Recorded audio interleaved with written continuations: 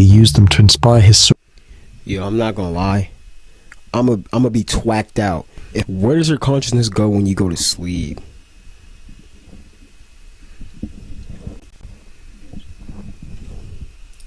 A man woke up one day in a police station, confused, disoriented, and covered in blood. Kenneth Parks, a 23-year-old from...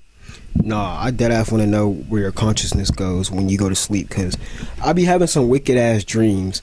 You think your consciousness go to like an alternate reality, or are you actually feeling those dreams, or if you actually living in a different body or in a different mindset, like your consciousness going into traveling the multiverse and shit? Because that shit would be fire. I ain't gonna hold. Ontario, Canada, had no memory of the night before. Turns out he'd driven 14 miles to his in-laws' place while asleep, attacked them in their... Bro, and on top of that,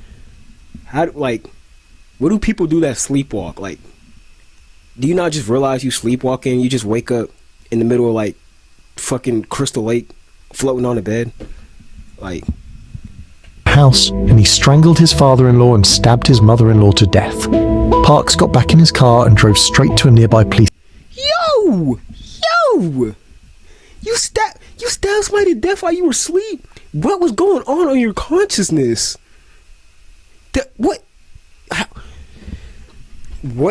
like, subconsciously do you have to be thinking about to go out and do that while being asleep? I know he consciously didn't do it, but you subconsciously got to be thinking about that on some level. Station and confessed, turning himself in, stating, "I think I've just killed 2 people." The jury ultimately found him not guilty by reason of automatism, meaning his actions were involuntary due to sleep. The thing is, sleep isn't as simple as we think. For something we spend about a third of our lives doing, we still don't know much about it. 25 years. That's how long the average person spends unconscious, slipping in and out of something we barely understand. Yo, if you spend 25 years unconscious, do you think like you have a whole nother life in that 25 years while being unconscious? Like, you know how people, they do psychedelics like salvia and they live like a whole nother life? Is it like that when your consciousness leave your body? Every night you close your eyes and your mind disconnects. Time jumps forward.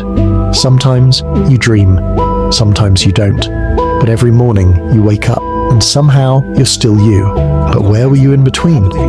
No one really knows.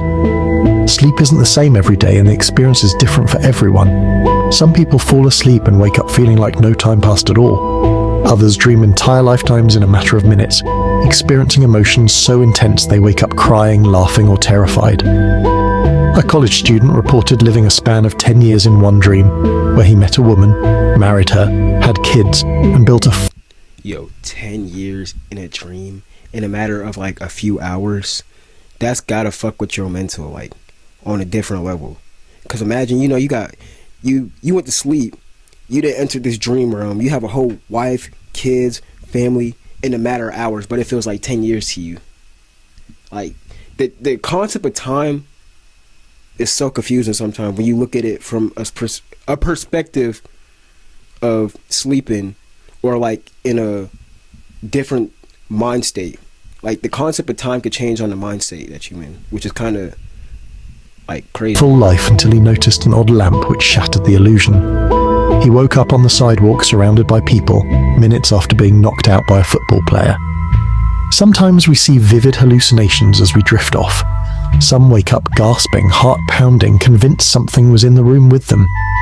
Others slip into states between wakefulness and dreaming, hypnagogic hallucinations, or the strange flashes of images and sounds right before sleep have been recorded for centuries. The artist Salvador Dali used them to inspire his... Yo, I'm not gonna lie. I'm a be twacked out if before I go to sleep, I just start seeing shit. Like, I just start seeing my dream before I'm even dreaming. I feel like my brain wouldn't even be able to comprehend that. I feel like I was like on some type of drug. Real paintings, keeping a key in his hand as he dozed off so that when he dropped it, he'd wake up and capture the bizarre visions before they faded. Even Vincent van Gogh once said, "I dream my painting and then I paint my dream." But while most people drift between these states harmlessly, there are those who barely sleep at all. Fatal familial insomnia is one of the rarest and most horrifying disorders known to science. A genetic mutation slowly erodes the brain's ability to sleep, leading to hallucinations, paranoia, and eventually death. The most famous case is the Yeah, what do you think they're hallucinating? Like, what visions do you think they're seeing if they're fatally insomniac? Like, if they're fatally insomniac. I can't get it out. But what? Shut your fucking mouth. Shut up, bro. Just shut up. Bro, what do you think the type of hallucinations they see? Like, they gotta be seeing some wicked stuff. that of Silvano, an Italian man who in the late 1980s started having trouble sleeping. Within months he couldn't sleep at all. His body shut down piece by piece until, after months of consciousness without rest, he died. There is no cure, no treatment. If you inherit the mutation, it's just a matter of time. We need sleep to survive. Months without sleeping. No sleep. No rest. Just up for months. That's gotta be pain, torture, suffering. All you're seeing is hallucinations to the point where you're just no longer here. You just, you die in GTA. Like, bro. But we still don't know exactly why. Some theories suggest sleep is crucial for memory consolidation. Brain scans show that during sleep, neurons fire in the same patterns as when we're awake, almost like replaying the day's events. Others argue it's about clearing waste from the brain. Studies have shown that cerebrospinal fluid, the one surrounding our brain and spinal cord, flushes out toxins more efficiently during deep sleep. There's even a theory that sleep evolved as a survival mechanism, keeping us out of harm's way when it was too dark to hunt or defend. How would sleep work as a mechanism if you in the dark and shit and you constantly have to worry about other predators, other things coming after you? How would sleep evolve to be a mechanism? Ourselves. But if sleep is purely biological, why does it feel so strange? Midday naps, for example, often leave us feeling weirdly exhausted. Okay, I know I'm pausing a lot, but like, as being conscious as a human, right? You have dreams and shit. You know, animals that like don't for real fall asleep, that have half a brain. Like, do they dream? But what is my dog dreaming about? What is a dolphin dreaming about? Just put that on your mental for a minute. Hold on to that thought, like, cause I really want to know. There's a disorienting quality to waking up in the afternoon, as if you were in the wrong reality. This happens because your body's internal clock, or circadian rhythm, is designed to follow a 24-hour cycle, aligning with the day-night pattern. When you sleep at irregular times, especially in the afternoon, your circadian rhythm gets thrown off balance.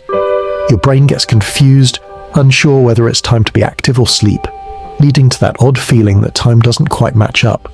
That's why you might wake up from an afternoon nap feeling like you've lost track of time, unsure if you've been asleep for minutes or hours. It's a small disruption to your body's rhythm, and suddenly the world around you feels just a little bit out of sync. Sleep paralysis is another mystery. You wake. Oh my bro, don't get me started on sleep paralysis. Don't get me started on that shit. Gang. One time I had sleep paralysis. I was asleep, right? Luckily, I had the cover over my head because, like, when I was younger, I used to sleep with the cover over my head. And I was laying there. That first time that shit happened to me, I tried to move. I couldn't move, but I was just like it felt like a big ass boulder was on my chest. I just couldn't move. At first, I thought it was like my brother like trolling. Nah, nigga, I just couldn't move. That shit felt weird. Up, but your body doesn't. You try to move or scream, but nothing happens. A presence looms nearby, sometimes at the foot of your bed, sometimes right on top of you. It's been recorded for centuries. In Japan, it's called kanashibari, the feeling of being bound by invisible forces. In Newfoundland, it's the old hag, a spirit that sits on your chest, stealing your breath. The scientific explanation is simple. Your brain wakes up before your body, causing temporary paralysis. But that doesn't explain why so many people across different cultures and eras see the same shadowy figures watching them. Hell no.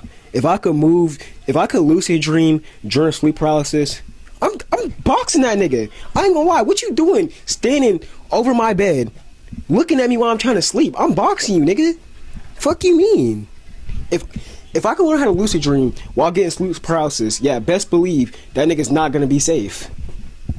And then there are sleepwalkers. Some just wander. Others drive cars, cook food, have full conversations, all while unconscious. In 2008, a man named Brian Thomas strangled his wife in his sleep, believing he was fighting off an... How do you strangle somebody in your sleep? How do you manage it? What? Bro, I don't get how people be so deeply in a deep sleep and they're a sleepwalker that they can go walk around like commit crimes without even acknowledging it or even knowing that they did it. That's, I imagine what his mental is after he woke up and he seen that and he had no recollection or no nothing about it. Like, that's gotta be like deteriorating your mental. Intruder. He woke up to find her dead beside him, with no memory of what had happened. Dreams are another part of the enigma. Some of them feel more real than reality itself. People report recurring dreams of places they've never been but somehow recognize. Faces they've never seen but swear they know. The sensation that a dream is watching them rather than the other way around. In some cases, dreams follow a narrative, like chapters in a book. Yet, most of us forget our dreams soon after waking. For me personally, when I do have dreams, like, I don't dream like that, but when I do, it's like in fractions. It'll jump from one dream to another, to another, to another. It's like traversing the multiverse while sleeping. That concept is just crazy. Shut up, nigga. Alright, bro. In fact, most dreams are forgotten unless they are written down. It is often said that 5 minutes after the end of a dream, we have forgotten 50% of its content, and 10 minutes later, we have forgotten 90%. Dream researchers estimate that around 95% of all dreams are forgotten entirely upon awakening. One theory, known as reverse learning, suggests that dreaming serves as a mechanism for the brain to discard unnecessary information. According to this model, during rapid eye movement or REM sleep, the brain sifts through the day's experiences and weakens or eliminates irrelevant neural connections. Studies have also found that people with higher levels of openness to experience, creativity, and fantasy proneness are more likely to remember their dreams.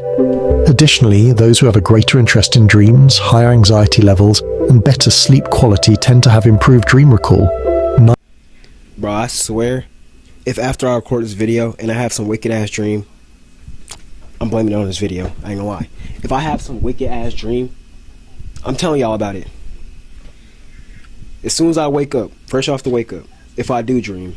Nightmares, however, seem to always carry a kind of leftover terror, as if they were warnings, messages from somewhere deep in the subconscious. At least that's what people have been told for centuries. People experience nightmares that feels more like a warning than a bad dream, a shadow or figure watching looming, and they wake up shaken, breathing hard, heart racing. Some even wake up physically hurt, as if their body was fighting something, reacting to some unknown threat. Carl Jung believed dreams weren't random at all, but messages from the subconscious, fragments of thoughts and emotions. I feel like it is some subconscious that comes into play, because what you thinking on a subconscious basis is going to implement in your dreams because you constantly thinking about it on a subconscious basis without even know you thinking about it, which is wild. Trying to communicate in ways our waking minds can't understand. A dream that is not interpreted is like a letter that is not read. But not everyone agreed. No, that wasn't. Sigmund Freud, often called the father of psychoanalysis, saw dreams as something even deeper, a gateway into our hidden desires and repressed thoughts. Dreams are the royal road to the unconscious, he wrote, believing that within them are clues to our innermost fears, wishes, and unresolved conflicts. But if that's true, what about the people who never dream? Some people, or... No, I didn't lose the pop filter. It's probably on the mic. And I don't know where the mic is. On the mic, you know. You mean the other mic? The other mic, yes. Okay. How'd you do the other mic? I don't know where other mic is. I was right there. No. 2.7 to 6.5% of the population barely dream at all, or at least find it can't later. recall any of it. So, if sleep is just rest, just the brain shutting down for maintenance, why do some people dream of events before they happen, later experiencing deja vu so strong they swear they've lived that moment before? Bro, deja vu is one of the most crazy experiences because you walk in, it's like you remember it to a T before it even happens. That's what makes me feel like your consciousness is like slow, like moving faster than your actual body. Like you already experienced it. What if you've already experienced the lifetime that you live in right now, but you experience it in the present time? Like you already experienced it in the future while you experience it in the present, while you didn't already experience the past, all in one timeline. Why did the dying report vivid dreams of loved ones coming to guide them? Why do coma patients wake up recalling experiences from when they were supposedly unconscious? And why is sleep so eerily close to death? Philosophers have drawn this connection for centuries. Aristotle called sleep the brother of death. Edgar Allan Poe described sleep as little slices of death. And maybe it is a brief disconnection from the world and ourselves. When we sleep, we're unaware of the passage of time, unaware of our surroundings, unaware of ourselves. In a way, we're temporarily erased from existence, just to be brought back again, as though nothing happened. Every night you disappear. Your consciousness fades, time skips, and every morning, without fail, you wake up again. Back in the same body. Bro, it's so weird how close sleep is to death. It's like sleep is the level before death. So when what you're dreaming, I feel like in death, it's wherever you believed in your lifetime is where your consciousness gonna shift, or the type of person, the type of mindset that you had. That's how I feel. And also, it also contributes with your deeds and what you did in life. That's why I feel, that's my view on death. But dreaming, it comes close to that because I feel like dreams just give you interpretations and visions on what could possibly happen, like, or possible realities or possible things. It's like a multiverse. In the same mind, picking up exactly where you left off. Except, what if, one day, you don't? The thought lingers in the back of the mind. Most of us ignore it, but there are people who know when it's coming. There are cases of individuals who hours before bed tell their loved ones they won't be waking up. Just a calm, matter-of-fact statement. And then, they go to sleep. Bro. If I was told that by a loved one,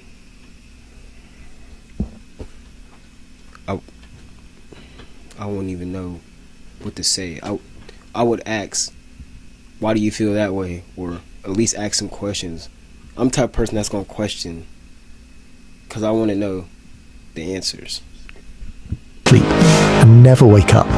It's called sudden unexplained nocturnal death syndrome, a phenomenon where otherwise healthy people, often young men, die in their sleep with no warning. I know I'm pausing a lot, but if I was to, unfortunately go out, somebody better tell me how I got onto this earth, my purpose or something. Tell me something. I want to know a lot. Like, I want to know. Cause remains elusive. Some point to potential heart conditions, but science is still trying to make sense of this phenomenon. But maybe it never will. Because for all our advancements, for all our technology, we still don't fully understand the thing we do every single night. Maybe that's why sleep has always felt so mysterious. Because in a way, it's more than just... I mean, it's not just sleep. You can never fully understand your life either. Things just happen. You just gotta be flowing and going, just rest. It's a reset, a brief escape, a moment where everything stops, and when we wake up, the world feels just a little lighter. As E. Joseph Kosman put it, the best bridge between despair and hope is a good night's sleep.